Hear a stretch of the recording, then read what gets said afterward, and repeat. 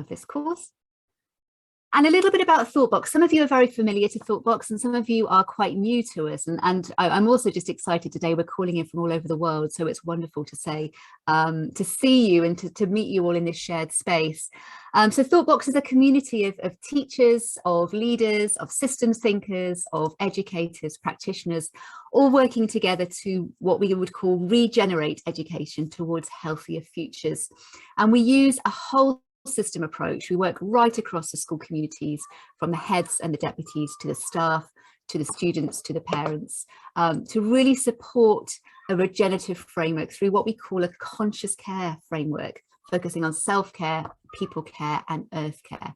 And we bring quite a wide range of knowledge base into our work from a huge range of disciplines, from neuroscience and leading psychologists and psychiatrists to wisdom traditions, to ecology, to pioneering educators and to global cultural practitioners. And so we have a very large and broad wealth of knowledge that we use to build our programs.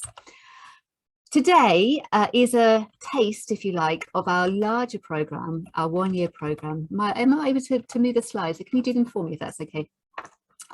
This is today in context is a part of our one-year program, but we're giving you a sort of a training session as a standalone session today, but really as an introduction or a flavour of some of the deep work that we're going to be doing in our one-year leadership course, which is starting in September. And this one-year programme is a very, very sort of held programme for head teachers and senior leaders of schools to really look at a partnership support across the school network to be really moving from a reactive to a regenerative state in education.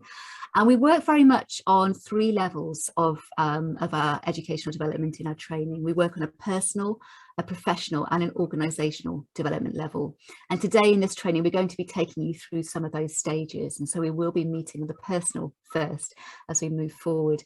I'm going to be talking a little bit more at the end of today's session about that one-year course, but I do want to get going because we've got quite a lot of journeying to go with you today.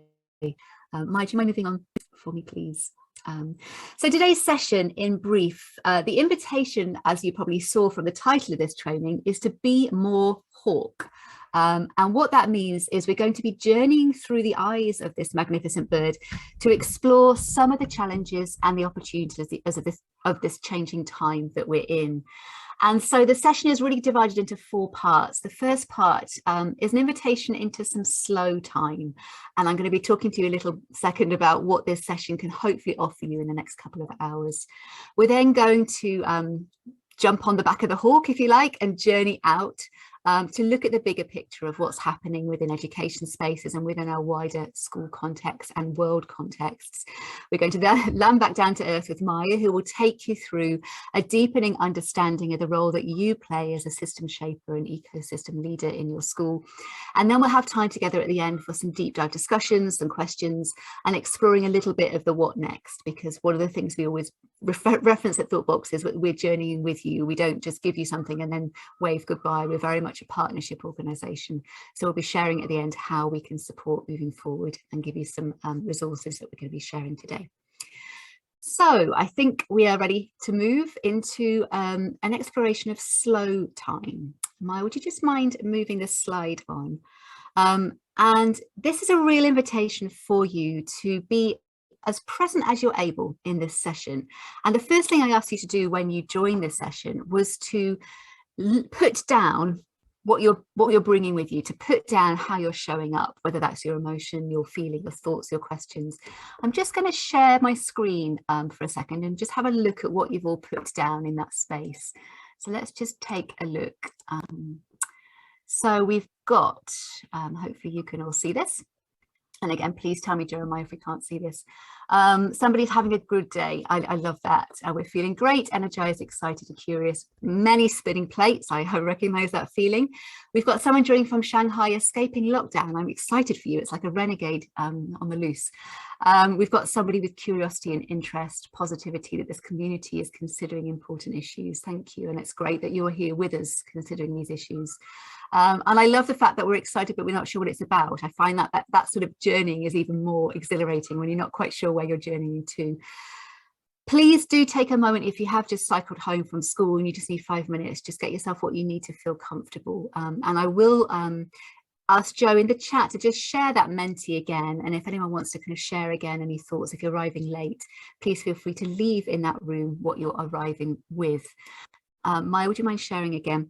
Because one of the things I really invite you to do in this slow time is to be fully present. And there's very rare opportunities, especially for us teachers, to be arriving in a place where we're not being poked and prodded from all angles, or we haven't got emails pinging faster than a flying hawk, or we haven't got people knocking at our door. So if you can, I really invite you, if you mind going on a slide, 2 slides, Maya, I really invite you to be in this space as fully as you can.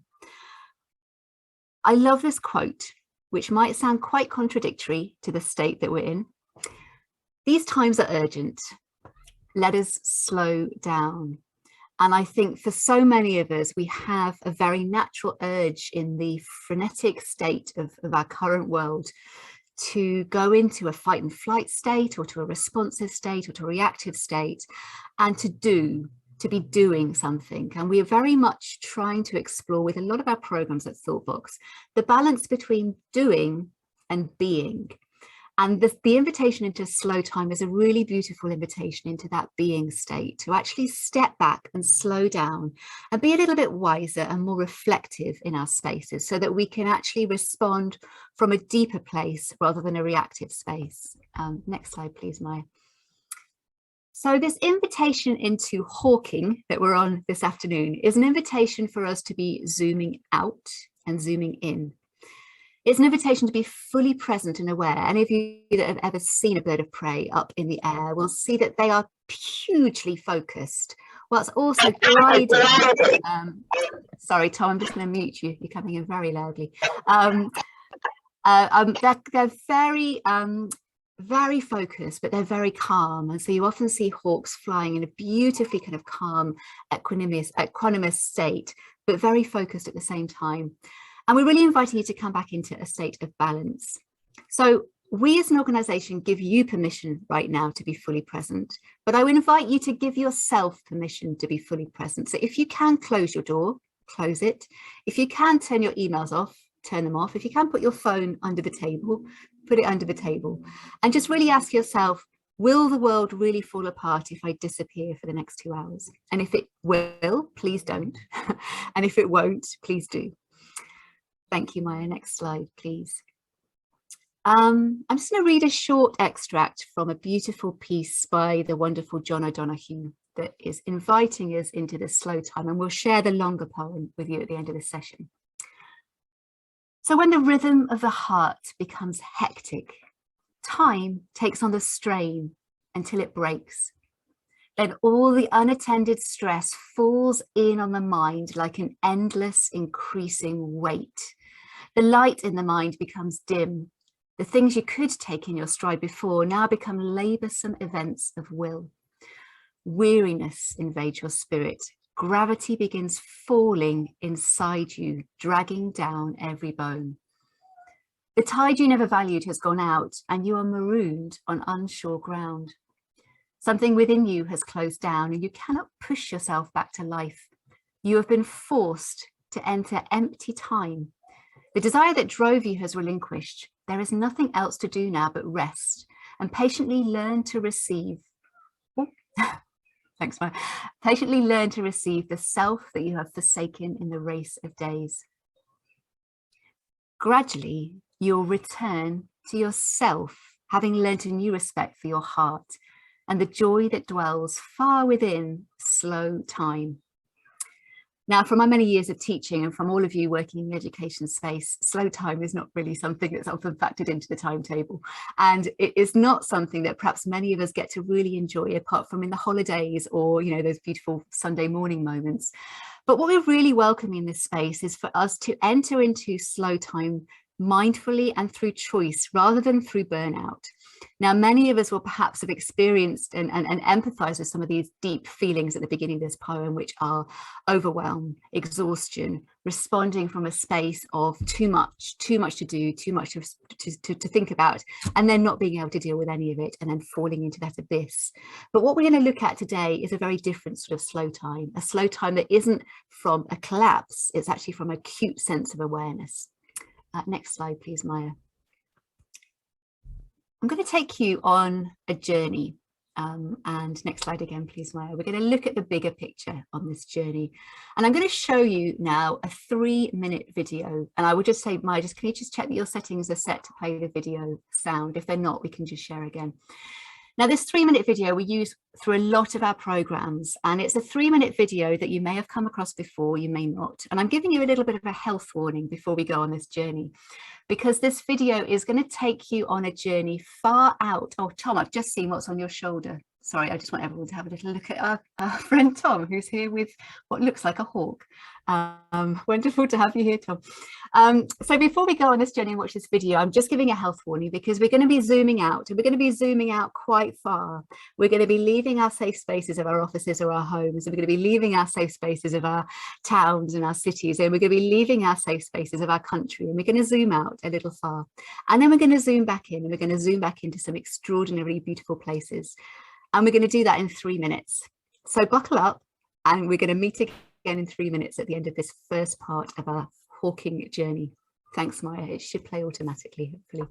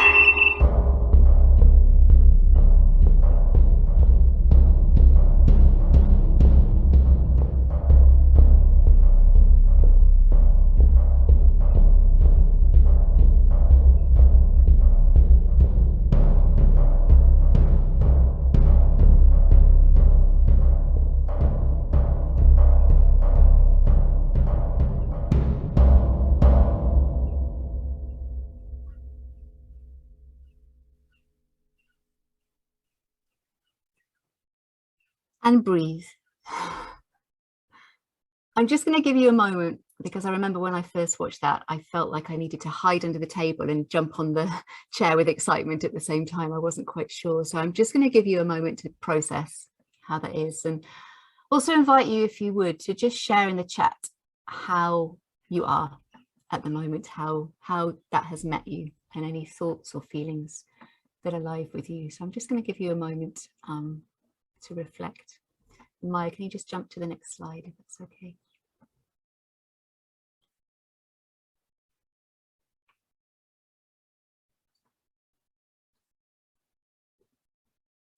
take a moment, take a breath, and then just pop into the chat any thoughts or reflections you have after watching that. It might be something you've seen before. It may not at all be where you thought you were going at 4:10 on a Thursday afternoon. That's a beautiful phrase, Tom, tentatively peaceful.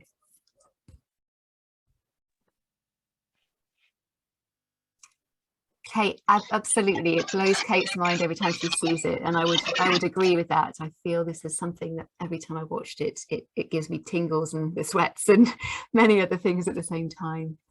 Lisa, yeah, perspective, and again, that's exactly where we're going to be landing today in this training. It's very much about our sense of perspective. Yeah.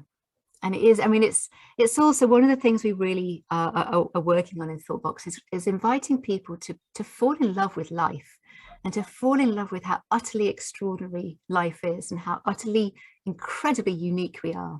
And I think when you look at something like Cosmic Eye, we can look at ourselves as being utterly insignificant in the grand scale of the meta universe, and the most significant being on the planet when we start zooming into the kind of beauty of our atoms and everything in between. And there is something really powerful about helping us to land in that space of our significance and insignificance at the same time. And that's a really interesting thing, Craig, about how we measure the scale of our personal influence, both on that macro and that micro scale. And Loretta, thank you, because you've named something that we're also exploring, not just in this training, but in all of our programs at Thoughtbox, which is connection. Now, you may have already started to see in that video the interconnectivity of an atom versus a planet, and so many of the systems that we're in being deeply connected. And we're going to explore that in much more depth today and moving forward.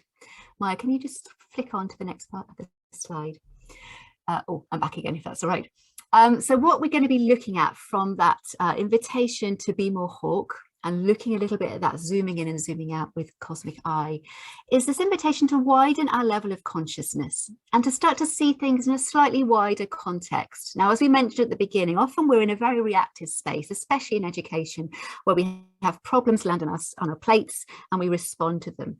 And that slow time of being able to zoom out and take a little bit of a moment to look at the bigger picture can feel like a luxury. And really, I guess the deep invitation of this training is to make that luxury a necessity, because what we start to see when we can step out and have a little bit more of that wider level, wider lens context, is we land back on much more clarity of what the doing should focus on. It helps us to start to see those interconnections, as Loretta was saying, and really remembered our shared humanity. Now, in this call, we've got people from several different countries and contexts and cultures in our community at Thoughtbox who work right across the world.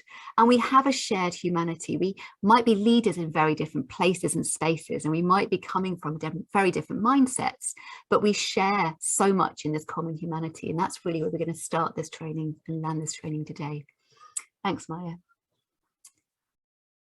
So what does it mean to be living in balance? Let's come back to that hawk, because the hawk, as it's zooming in and zooming out, is also coming to a state of balance, and it is moving in between that detailed overview that comes from a high level visage and that really sharp focused attention on catching that little shrew or whatever it might be zooming down to collect.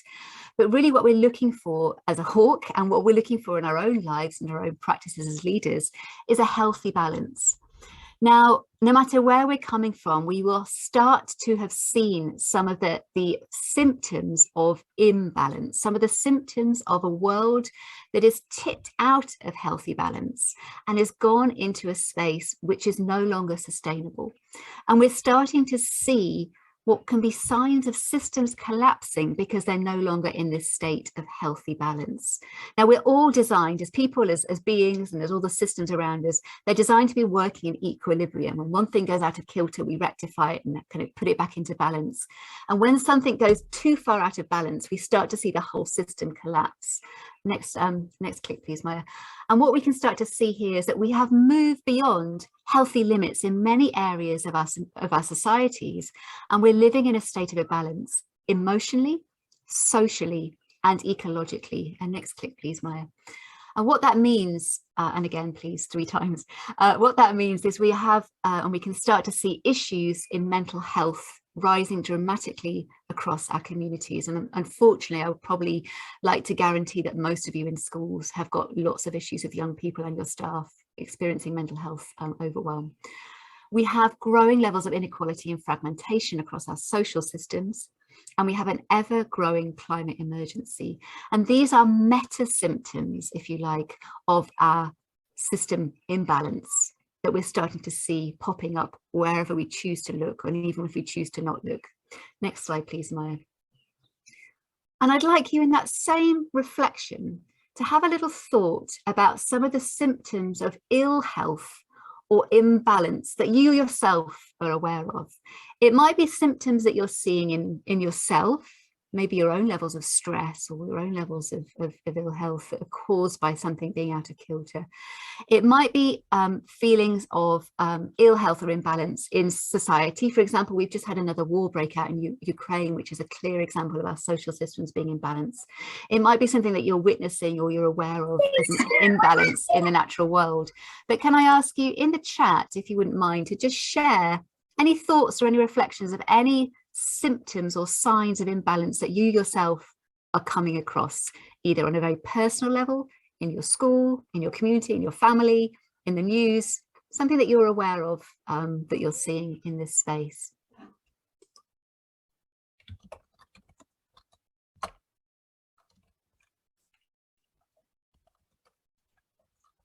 Yeah, so we've got, thanks Holly, huge anxiety and panic growing around the climate crisis. We've got growing eco-anxiety alongside a strange apathy. Thanks, Anna, for naming that, that duality that people are perhaps feeling torn between totally anxious and totally overwhelmed, and then sort of going into a state of apathy and that same state of paralysis. Absolutely, Lisa. I was just reading in the news this morning about the growing levels of food poverty and actually this call for our police force to not be prosecuting people that have to steal food and have compassion for that, and thinking, gosh, how have we got to this time in this state and age when we have compassion for food theft? What sort of systems are out of balance there that we're allowing that state? We've got inflation and no sense of control. We've got to maintain continuous stress for our students, absolutely, with this headlines that encourage fear. Really so true. We're going to talk a little bit later, if we have time, about the stories of our time, and so much of the stories that we're given in our media are the stories of insecurity and the stories of collapse, whereas the stories of regeneration, which are happening all around the world, are just not being shared. And those are the stories that really we need our students to be looking at and energized by. We have biodiversity loss, a huge decline in insect numbers and the general biodiversity across our globe. We have this growing level of what might feel like indifference or selfishness that we're starting to see from people. We have huge economic imbalance, a climate demise, levels of worry from our young who are so desperate to make changes. Thanks, Kate. So thank you for sharing. And again, I'm sorry, not sorry for starting this training in a really miserable place. I think it's important to name the world that we're in. And so we're not shying away from the discomfort of some of these issues. But I do want to reassure you that we're not just going to leave you in a pit of despair at the end of this course. And really what we're taking you on this journey of is to meet the challenges with resilience and move through them. Because often what is in the way is the way. And so there's something very important about seeing these obstacles and seeing these symptoms of collapse in front of us. Thanks, Maya. I'm going to just take you now into a journey of neuroscience, and we're going to enter the brain. We're going to go into your brains for a little moment, if that's not too intrusive. And I'm going to introduce you to a very, very wonderful man called Ian McGilchrist. And I'll be sharing some resources at the end of this of some of his work as an RSA fellow. He has this statement that I think is quite poignant. We've failed to understand what the world is, who we are, and why we're here. And this lies at the heart of our disconnect. And sometimes I find that cosmic eye video quite a good leveler. You know, when things get really overwhelming in the nitty gritty of day-to-day life, to kind of zoom yourself out and think, oh, I'm just really floating around in a giant galaxy of unknownness. What does that mean? And I think there's something as well about that, who we are and why we're here, just connecting down to the rawness of the unknown can actually really help us to feel a bit more grounded as we're meeting the plethora or the tidal wave of the particulars that come our way. Thanks, Maya. So we're going to launch a little poll in a second, just to kind of give you a heads up, Maya. Ian's work is very much on balancing the brain. So he's worked for many, many years as a psychiatrist and a thought leader in healthy balance. And his work is really focused on the left brain, right brain kind of conundrum, if you like, or imbalance that we see in our societies. And I don't want to simplify it too much, because there is a huge body of work saying that we've got to stop making right and left just a simple state of short and small and wider in context, because it's not that simple. But in brief, the two parts of our brain are designed to do different things. We have the left hemisphere, which helps us to really focus on the minute details. If I'm reaching across to get a glass of water and having a sip, the left brain allows me to find the glass with my hands, to reach it, to put it to my mouth and sip, while still talking, being aware of all of you on the screen, being aware that there's the window open here, that there's children playing in the playground outside. And I'm doing both those things, but I need the left brain to help me with that detail. The right hemisphere is allowing things to sit in a wider consciousness. So it's having a more of a sustained, broad, vigilant alertness and awareness. So again, I can feel the breeze coming through the window on my skin. I can smell the honeysuckle outside. I can hear the children in the playground. I can see the plants around me. But all of those are in balance. I'm not just staring at the plant next to me, focused really intently on that. And I'm not just drinking my water and forgetting to talk to you. So a healthy brain is able to put those in balance. But most of us naturally tend to focus our lives a little bit more on one or the other. We might be known as a left brain person or a right brain person. And Maya's just going to share a quick poll, which will hopefully take you no more than 3 seconds, for you to just have a think. And again, it's no right answer here. It's just for you. Do you think more of a left brain or a right brain person, or a bit of both? So just give us where you think you are.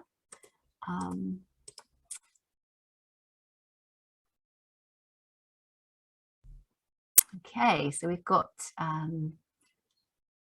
half of us as, over half as right brainers, and a third of us as both, and 10%, 20% as left brainers. Okay, so most of us feel like we're a bit more right brained, or both. Good equilibrium.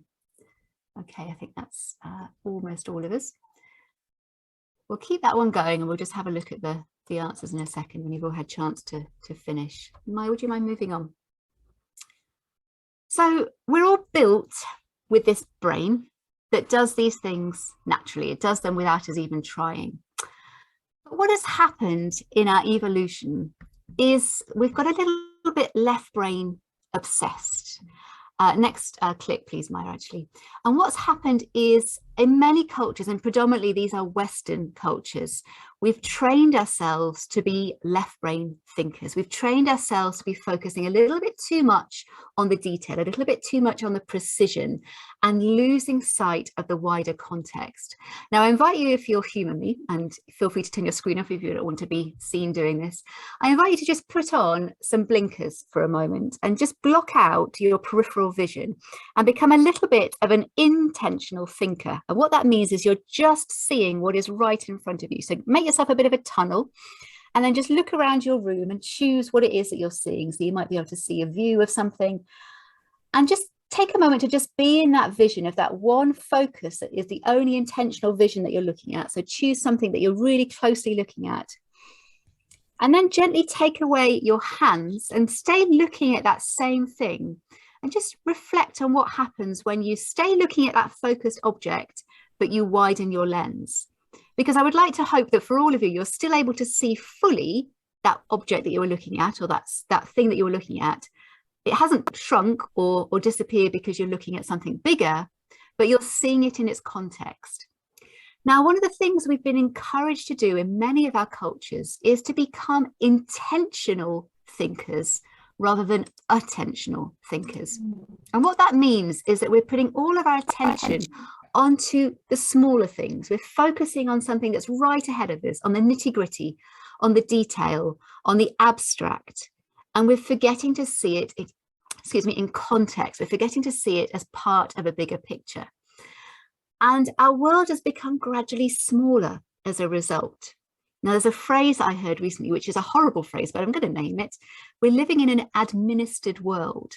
And I use that in a kind of, I really resent hearing that, but I think it's quite true. The amount of paperwork that we have to do to get through the day, the amount of emails we have to answer, the amount of bureaucracy that we're creating, that we're making for ourselves to have to work through, we're getting a little obsessed with the detail and we're forgetting the bigger picture. And there's this beautiful word that I think is almost becoming a dangerous word: trust. We're forgetting how to trust. We're forgetting how to trust ourselves and our gut instinct. And our gut instinct isn't some whimsy that we can just flush away. It's actually a huge part of how we as human beings make decisions for our whole health and well-being. We're forgetting how to trust each other. We're forgetting how to trust our colleagues. We're forgetting how to trust children. And we're putting ourselves into a state of minute detail conformity, where it's all about the discipline, it's all about the system, and not about the being in context. And I'm not saying this in a blame way. It's not something that we're all doing wrong. It's something that actually we're being encouraged to do just by the systems that we're in. And part of the invitation at Thoughtbox, when we encourage us all to be a little bit bold and a little bit human, is to see what's happening around us and push through it. So I name a lot of this so we can actually start to be aware of it so that we can move beyond it. What this state of left brain imbalance does is it puts us into this constant state of alertness rather than a constant state of presence. And that comes back to this slow time. When we're constantly having to firefight with whatever the symptoms are that are coming up ahead of us, we're not in presence. We're not living in a world that is in balance. We're living in a very reactive way, and we're on high level alert, and our nervous systems are in the same state of high level alert. Can you just click again, Maya, please? Because the left brain doesn't understand relationships, you know, poor thing. It doesn't know how to see things in wider context. It needs its right brain buddy to help do that.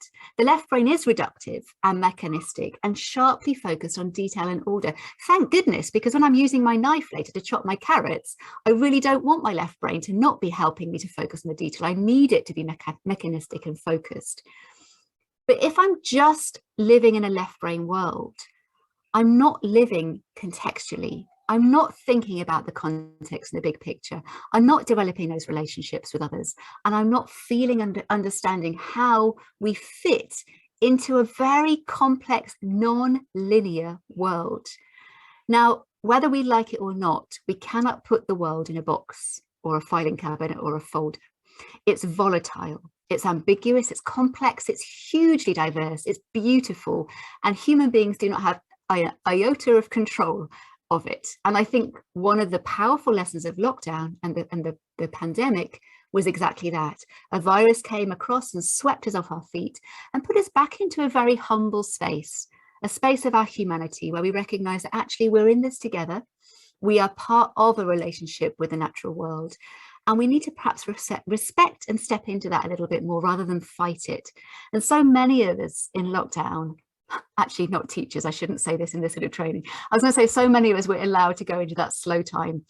I totally scrapped that for this training. We were in, you know, fast forward time as much as possible. But for many, this slow time space that came from lockdown allowed us to start to step back and think, hang on, do I really want to do this job for the rest of my life? Or hang on, is the lifestyle that I've created really worth it if life is suddenly so fleeting? And we've all had those moments where we've just been pulled out of our reality into a moment of seeing something bigger. And there's a felt response we get there of thinking, actually, I think I could do things a little bit different. Next slide, please, Maya. So what does it mean to be living in balance?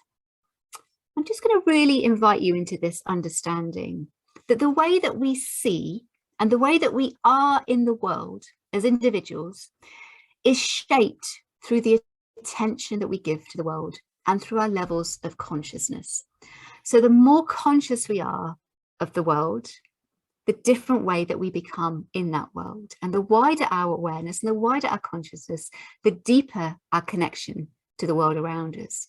So the smaller our lens, you know, the more funneled our vision, the smaller the way that is of the world that we see in front of us. The more that we can broaden our lens, the wider the possibilities are around us. And so we as individuals, as leaders, as a human being first, have a choice about the world that we start to see and the world that we can give our attention to. Next bit, please, Maya. So again, just a reflection for now, and it's not coming with judgment, it's just coming with an invitation really to just pay attention.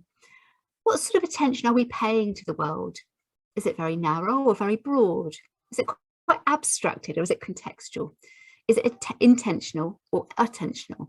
And I would like to imagine that all of us are in all of those spaces. There are times when we're feeling that we're seeing the world in a very broad space, when we're being invited to look at something from a global lens, for example.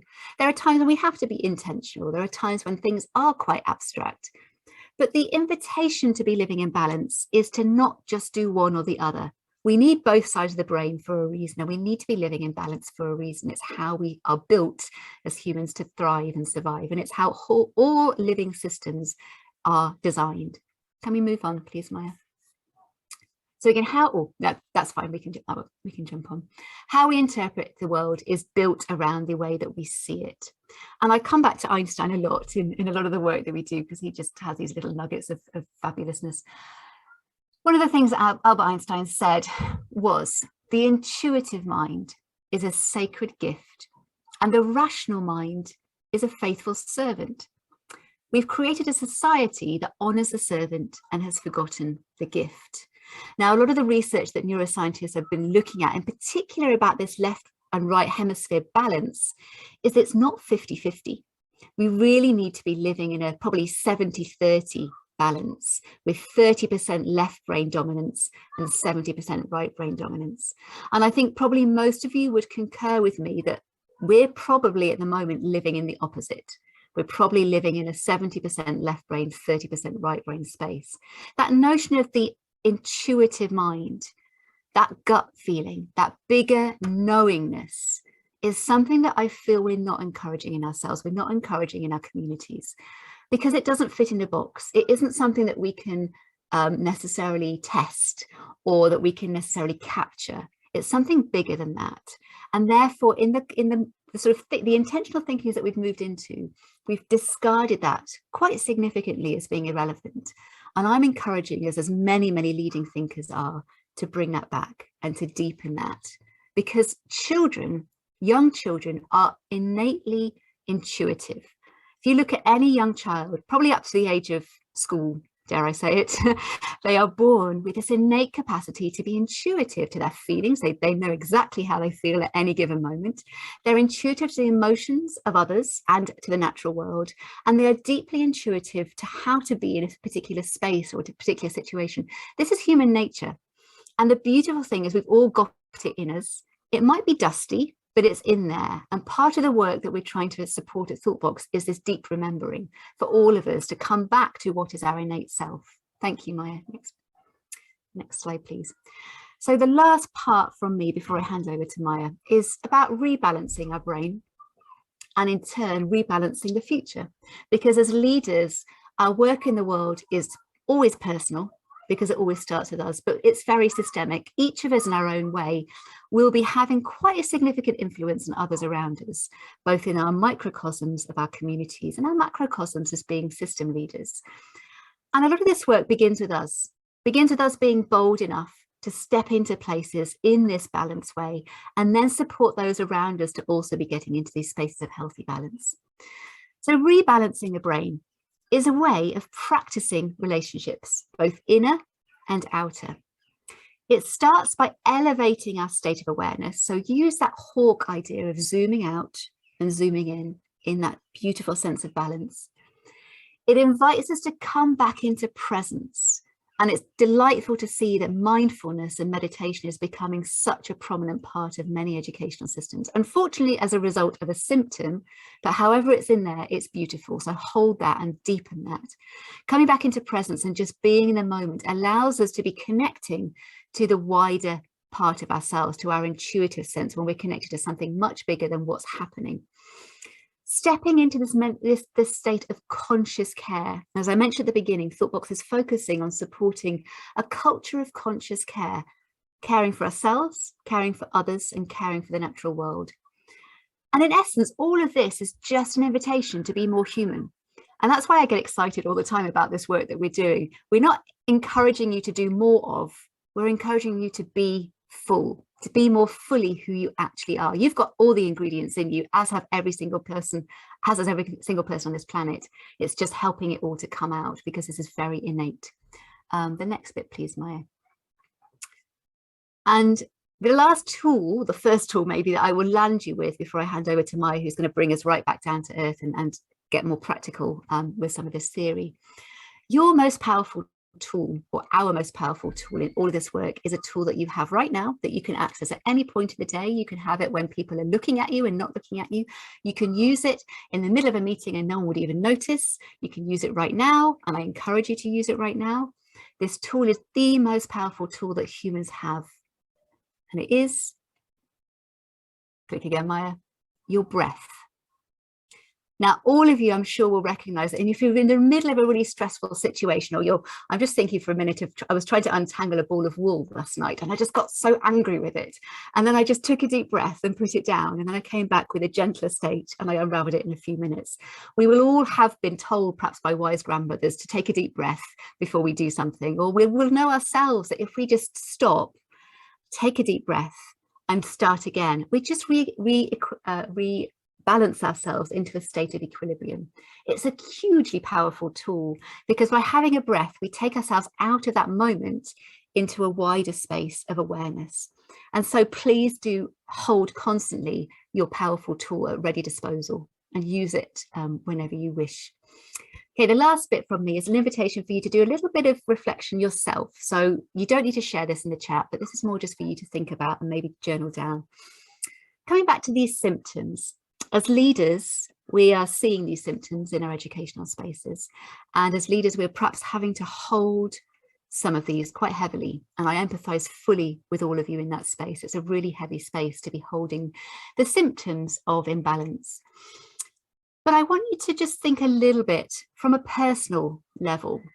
What are some of the symptoms that you might be seeing in your own life that we can start to look at that will help to strengthen you when you move into your personal space, your professional space, so that that can then elevate you as a leader in that balanced state to be supporting the rest of the people in your community to strengthen themselves in that balanced state. So let's just take a moment, maybe just 1 minute, to have a little reflection for yourself. Can you notice in your own life any symptoms of imbalance? You know, Maya's going to talk a little bit more about it, so I won't say too much, but just have a little reflection. And I'm handing over to you now, Maya. Yes, we will have a short break. Perhaps you name the timer, because I think you're more conscious of what time it is right now. Yeah, struggling to unmute. Yeah, I thought as we start looking at all of those things, thank you so much, Rachel, for walking us through the amazing, somewhat potentially overwhelming, but very grounding reality of what we live in.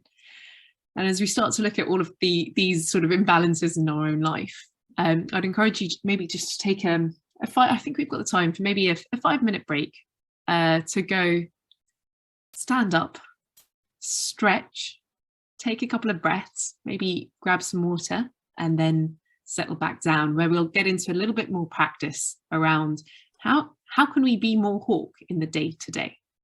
I'm going to just really interrupt you with my teacher brain, teacher finger. Please, if you can, do not check your email. Do not check your phone. I know you will, but I'm inviting you to not, because I want you to stay in that slow time. And we might put the poem back up so that in that slow time, if you want 5 minutes, you can stay connected. I just waggle my finger at you and then I'll shift. Thank you. So if you can be back at, I've got 4:55, we'll get ready to get started into a little bit more practice.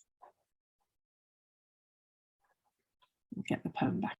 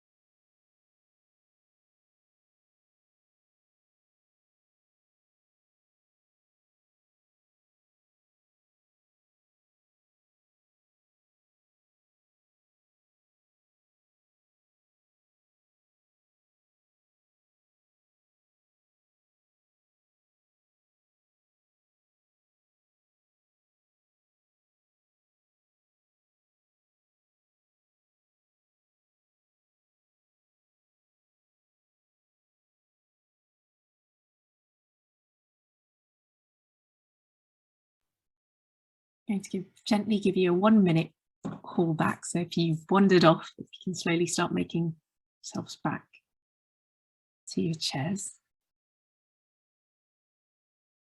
Take that last sip of water, grab that cup.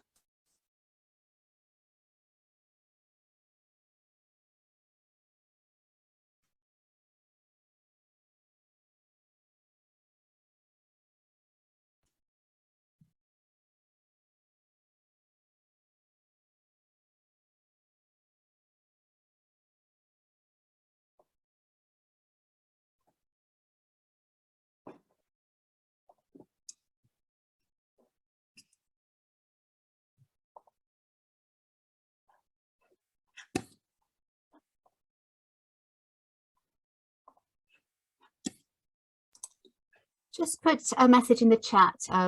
My forgetful brain at the beginning. I'm so sorry because I forgot to do one of the most important parts. I forgot to invite you to share who you are and where you're calling from and what sort of leadership role that you have, because I know we've got friends from Tanzania, we had friends from Nigeria who've had to go, we've got friends from India, America, I don't know where, from the north of England, from the south of England. So it'd be lovely just to sort of hear a little bit in the chat box, if you wouldn't mind, as Anna's just so beautifully modelled.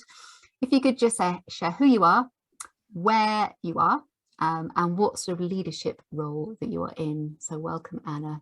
Head of English. I was an English teacher for many years, as was Joe. Joe was actually my former boss. So we're with you as the English teachers. Maya's a renegade maths teacher. But someone had to balance the field. There we go. And as maths, we're going to kind of keep a little bit of an eye on the numbers and the time, but it'd be lovely as we keep on going, please do take that time to add in who you are. You're throwing me back into my exam days. Oh, I'm sorry. Thank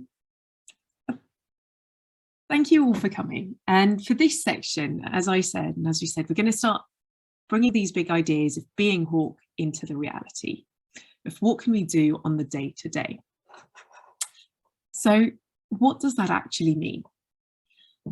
Well, the first thing is just to realise that by increasing our awareness of even the practice, we're beginning to change ourselves.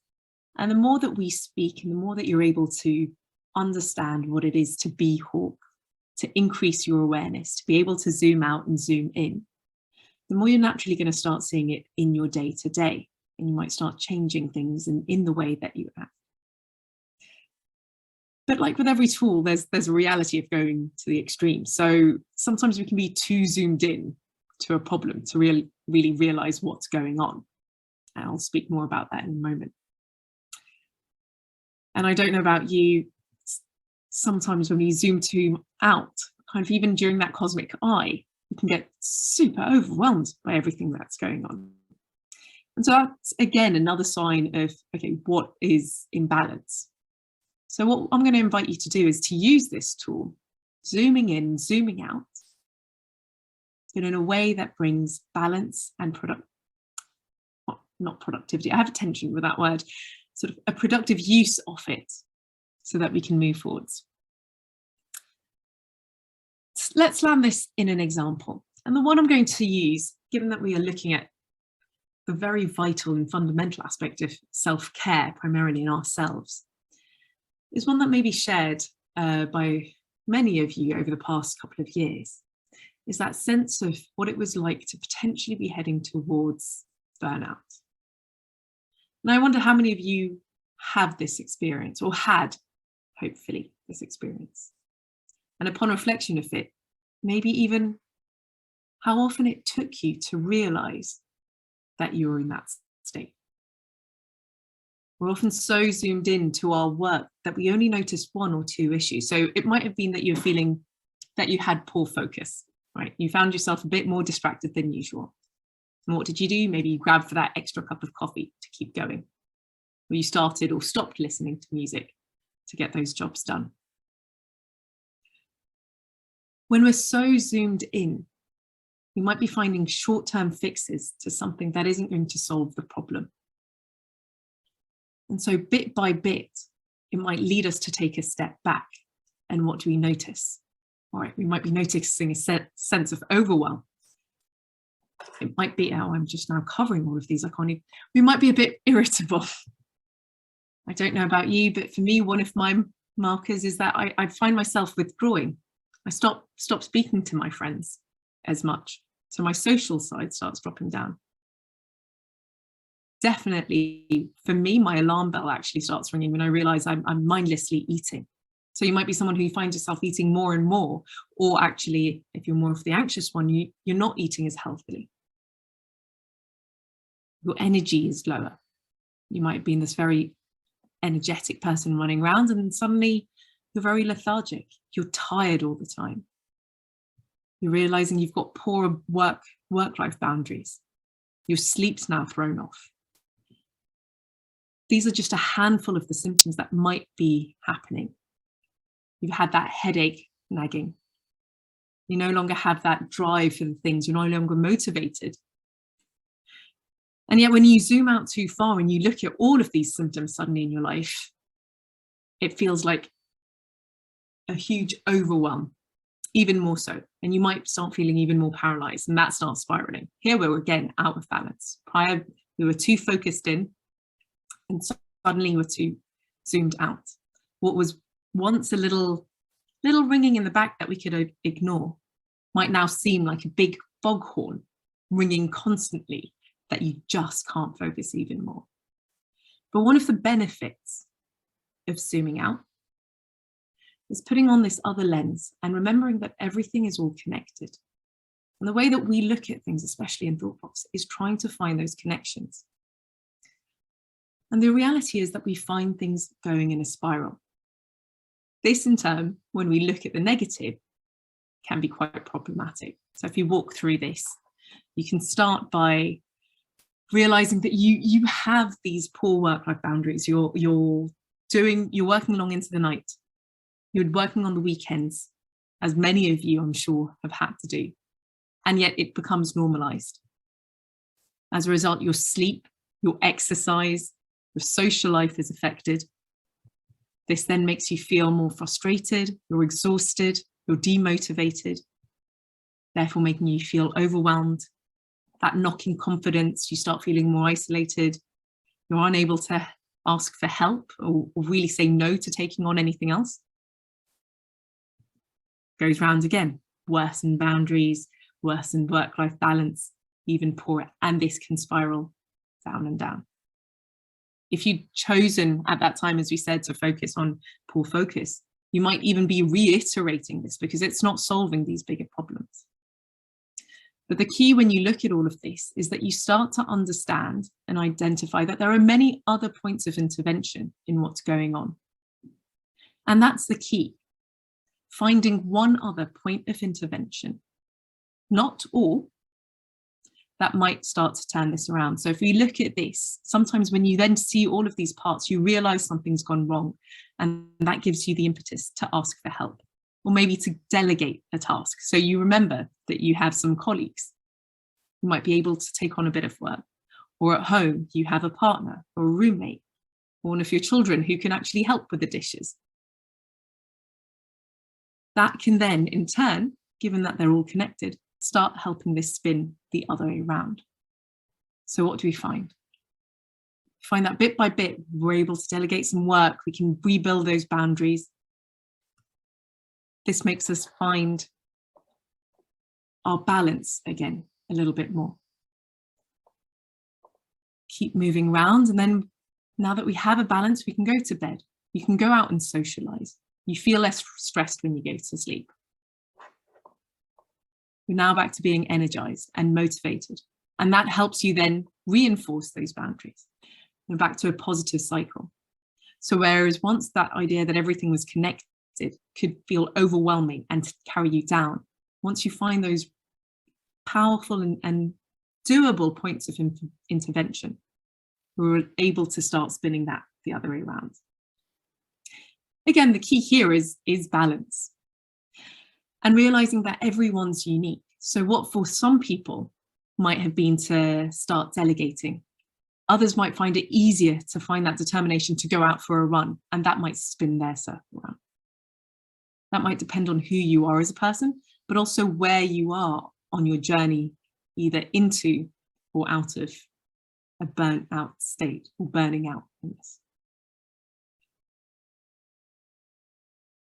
This is one big cycle, and it's this practicing of being able to step out, look at the picture and zoom back in, that I want to invite you to practice with another example. As you see with the worlds, as you start seeing all connections, within each of these areas is nestled yet another spiral. So I want to invite you in smaller groups to work on a spiral of confidence. So I'll be inviting you to go to a Jamboard, which is an interactive whiteboard. And in your group, start to discuss and look at this spiral of confidence. So here you've started by potentially feeling a bit low. And this might, again, have been from on your journey towards burning out, might have feeling overwhelmed, you're not performing as well. So your confidence might feel a bit lower. You start withdrawing from people. And when you don't have that check-in, that natural check-in, you start getting anxious about what people are saying. And your inner critic starts speaking louder and louder. So in turn, you don't want to socialize with them. And that further reinforces this low confidence. So taking time in your group, I'm going to give you about 10 minutes, maybe to share what this cycle is like for you. And then to look, zoom in whichever stage of this seems to be most natural to you. And think of what are those points of intervention that you can do? What are those small actions that you can do that might spin this around? Just to talk a little bit through Jamboard in case you've never used it before. Joe is going to put the link in the chat. And once you click on it, you'll find yourselves here. So that not everyone is working on, we've replicated this slide. And so you can move along. So what I'm going to invite is those in breakout group 1, work on slide 1. If you're in breakout group 2, which you see at the top of your breakout, you can click on this arrow that'll take you to slide 2 and so on, slide 3, slide 4. Don't worry if you end up in the wrong place. We're just working collaboratively here. The other key thing that I'd be inviting you to do is click on this button, which looks like a little post-it note. And it'll pop up with a little screen with different post-its that you can then put.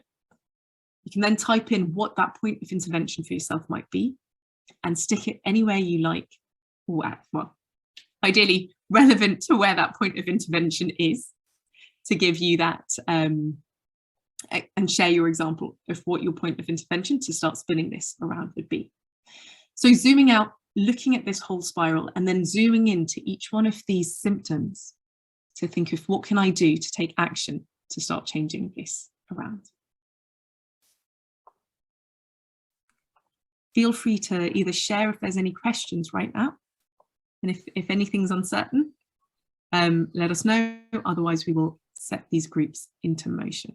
You'll have a 1-minute timer that will give you a warning to come back in. Maya, how long are we having? 10 minutes in breakout group. Okay. Brilliant. See you back here in 10 minutes. Do put in the chat if you've got any questions.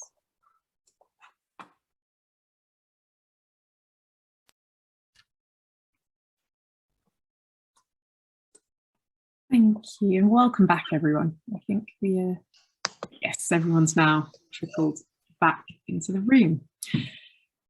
I would love to hear from any of the groups or any people, both on points of intervention that may have come up, as well as your experience in using the tool.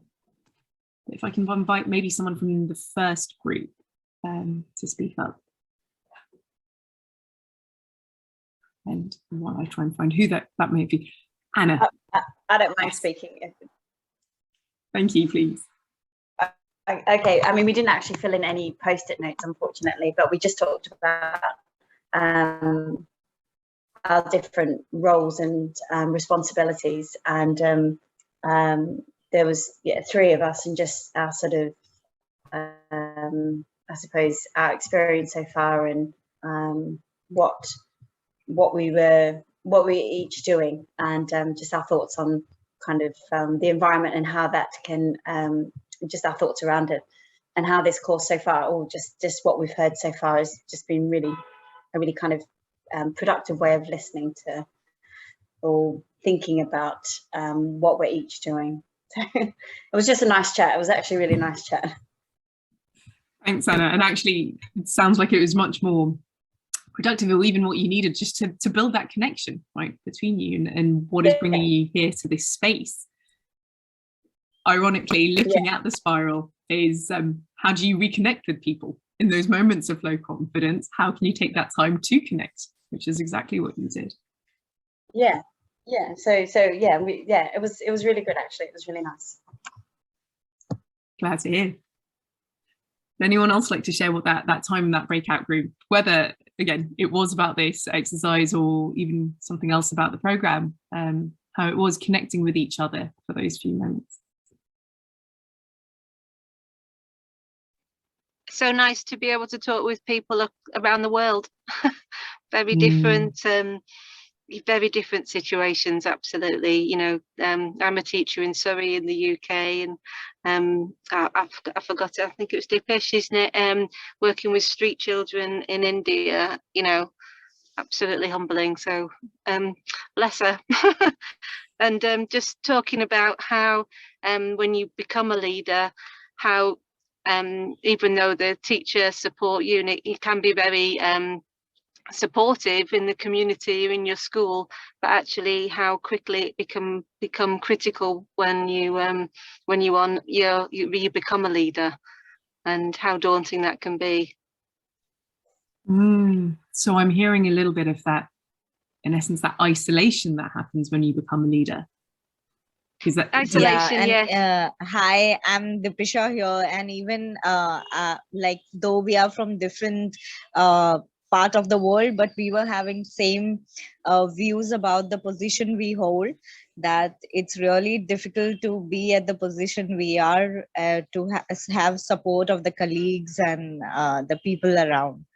So yeah, and thank you so much for recognizing me and my NGO work. As I'm working with an NGO in India. It's for the street kids, and I'm working as an education director over there.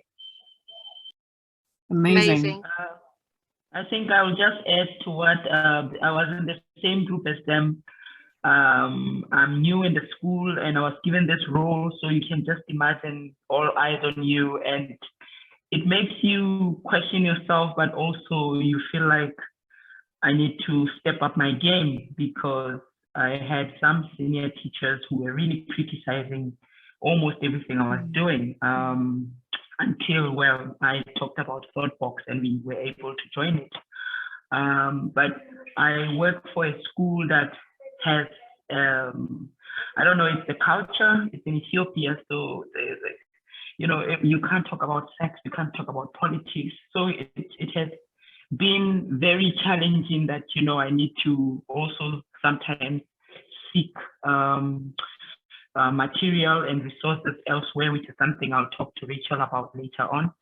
But it has been a wonderful, humbling experience, but it also made me worry a lot. It really, sometimes I felt my self-confidence was really low. But I had some really supportive tutors, because our PSHE is done by tutors every Tuesday, 40 minutes, and some teachers will even give you feedback, and this was really humbling and amazing. So yeah, this has been amazing, and thank you so much for this workshop. No, it's a pleasure, and it's amazing to hear and the struggles, and allow and know that we've created a space where you can share and actually feel connected in it. It's amazing how much this does land in this spiral of confidence or lack of, right? This sense of isolation, and that might then further, if you look at work, lead to a kind of disconnect between each other. And yet what our goal is, and what you will find through our work, both with ThoughtBox, through this program, we really look to reconnect. So, sorry, Lerato, I think you were about to say something else. No, it's okay. Yeah, I've said it all. Thank you. No worries. So actually, yeah, looking at this is how you as a leader at points might be feeling so isolated and unable to to even do the work that you might want to do. Coming and joining us, reaching out to other people, whether in the school or elsewhere, might be exactly that point of intervention that gives you that boost, right? Gives you a little boost of, okay, I'm not alone in this, or I'm not thinking completely off the wall. There are people there are resources that can help me and help the students in the work that I'm doing, that in turn helps you reconnect with the people in your school, right? And that's what we really help to and hope to facilitate here through all of the work that we do. We're always in awe of all of you as in teachers and schools, plus those stepping up into leaderships, trying to make those changes. Thank you for sharing. I wonder if there's anything from that last group as well, just so we can hear from everyone what happened in your discussion. I wonder, Craig, oh no, James, perfect.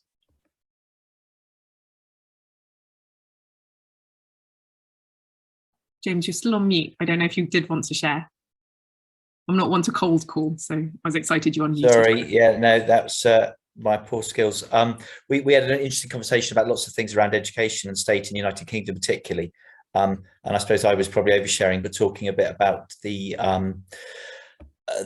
dominant culture in so many schools and trusts which schools are put into, whereby you're sometimes compelled to almost educate in a way that doesn't fit with your values, and the importance of staying with your values, and also just putting controls into your own life, like as you evidenced so well this afternoon, you know, switching off the emails and making sure that there's time when you disconnect, because particularly the last couple of years it's just been all consuming at times, and that's really important, obviously, but it's not always so easy to do, but so critical, I think, for everyone's safety and health.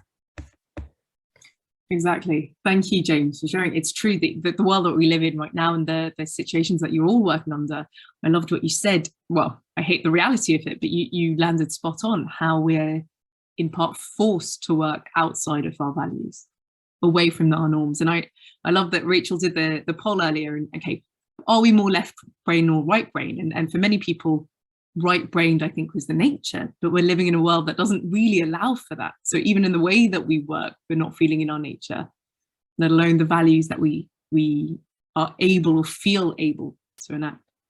So actually looking at, so we focused a lot on the self and the individual and our self-care today. But what we do through the program as well, and is the reality that can apply in all of these three different lenses that we look at. So looking at the self, what does it mean to look after yourself? How do you use this zooming in and zooming out on those trends? So as you said, James, how do you learn to turn off that mobile phone, to turn off those notifications, to follow, to remember what your values are, to re-find, as we've been talking about, balance in your own life? Then we work with you as an educator and with your education team, right, to find, as you're working in the classroom, is there balance or not? How can you support your teachers to find that balance? And not only that, is looking at how do teachers support your students in finding the balance, as well as zooming out then and looking at what are they doing that may be even hindering students in finding that balance. And then you as leaders, looking at your staff, are their lives in balance? How can you empower your staff to then live towards the values, live towards what they feel is right? Find that way of balancing out those pressures. And equally, again, for you to look at what are the systems in place that might be forcing them to be imbalanced or find that balance again. And we look at how can you, starting from yourself, feel empowered to realize that sometimes the best way to help find balance in your students' lives is to start by finding it in your own. And it's those three lenses that we work through with these constant tools through this program over the year that'll help you to hopefully strengthen your ability to lead humanly and whole schoolly moving forwards. And with that, I will pass back to Rachel, who will round out this session, I think. Thank you, Maya. And I just want to kind of touch back again on what you said there, James, about being often pushed into an education space that goes against your core values. And I think that's such an important thing to name. And one of the things we're going to be looking at, obviously in much more depth in the leadership program, but in the other little free nugget that we're offering in a couple of weeks, we're going to be looking at how and why to create a culture within your school that really aligns to core values, and what happens when you flip around as a leader to focus on culture rather than on output, which I already know several of you are doing in your schools. And then you can build that culture on a shared values base, the sort of power of creating a school through values rather than through output. So thank you for naming that. And again, empathy to all of you as leaders in this space, especially in the space of turmoil and uncertainty. There is a lot of distress that you are holding, and that I think one of the things we just want to keep reiterating is that you're not alone, and there's something so powerful that comes by just having spaces of support. We're not fixing any of the issues that we're facing, but we're guiding through them. And the recognition, you know, I sometimes call myself an inconvenient woman, because since starting this work and going into schools and talking to teachers, we've often got into the habit of wanting quick fixes for things, putting a quick plaster on a wound. And I often find myself going in and poking at all the kind of sores, if you like, and saying we've got to move slowly through them and go back and look at the root causes. There isn't a quick fix for this. So this isn't a quick, you know, leadership in 2 hours, tick your box, off you go, we're done. This is a process, but really the invitation is to journey through this process and feel supported and empowered in that. And as Maya said, it's very much a personal and professional and organizational process. So to finish, really coming back to where we started, which is an invitation to rebalance ourselves, to then rebalance the future. And that invitation to be really bold and really human in our ways of being and doing. That reiteration of the fact that all that we've explored today is human nature, you know, and we feel it and we know it. We've just got a lot of things in the way. So let's be bold and let's find those barriers and push through them, because what is in the way is the way, and we can look at the obstacles and find ways around them, over them, under them. I'm just thinking of that storybook that has suddenly popped into my head about going on a bear hunt. You know, we can always find a way around what is in front, and that's really what this process has been designed to do. Maya, would you just mind flipping 2 slides? I think it is. So yeah, we're just going to finish now on the what next, because as I said, we don't leave you. We're here, we journey with our schools, we partner with our schools, and we partner with you as an individual on this journey as well. And so the 2 invitations that we have are, if you want to come to our other free training session, it's on the 29th of June. And this one is called Be More Wolf. And in this one, we're going to be looking a little bit at the creating a culture, what it looks like to create a culture on shared values within a school, and looking at an ecosystem change and how that can start to happen. Again, we'll use the same process, and we'll be visionary to practical. So we start with big picture thinking. And then really all of this is leading up to really give you a flavour, if it feels right for you and for your school, to join us on our journey of regenerating leadership, which is our 1-year course that starts in September, and it begins again with the same process of personal, professional and organisation, and then journeys much beyond the year, because we can then be supporting your staff, your students, your parents and the entire ecosystem. So Jo will share in the chat 2 links for you. One is to the leadership course, if you want to learn more, and again, please reach out if you'd like a call with any of us to learn more about that. And the second link is, I forgot what it is, I think it's a feedback form, Jo, but is there a third link I've suddenly remembered we might be sharing now? Yeah, the second one is actually to some resources that we're going to share with people at the end of this session. Well, I'm going to share them now. You probably want to talk about them. Wonderful. Thanks, Jo. Yeah, so there's been a couple of resources and a couple of people and a couple of practices that we have named or shown glimpses of. And we've put together just a website page with some of those resources, plus some more to start deepening this work. And we invite you as well to add on to that page. It's a Padlet page, which you might be familiar with, so anyone can add on resources, and we will keep building on that, so you can come back to that as often as you wish. So Jo has shared both of those links. And finally, we just always love to hear from our communities about how these courses land, how our work lands in the world. We are really working with you, not against you, and it's very important that we are meeting you in a place that is perhaps provocative, but healthily so and helpfully so. So I really would welcome if you can spare, I think it's about 2 minutes, to fill out the quick feedback form that Joe will put in the chat. And I will just send a follow-up email to you all in the morning just to thank you and to see if any of you would like the recording of this session. So we're sort of officially finalizing the training event now, but we've also sort of earmarked a half an hour for a little bit of a discussion, if that feels invitational to you, either to kind of put our cameras on and have a little bit of a deep dive into any of the things that we've started to explore, and or to talk a little bit more about the wider program that we're offering to schools, or anything in between. It's a non-judgment space, and we will stop recording now. And it's a place really just to reflect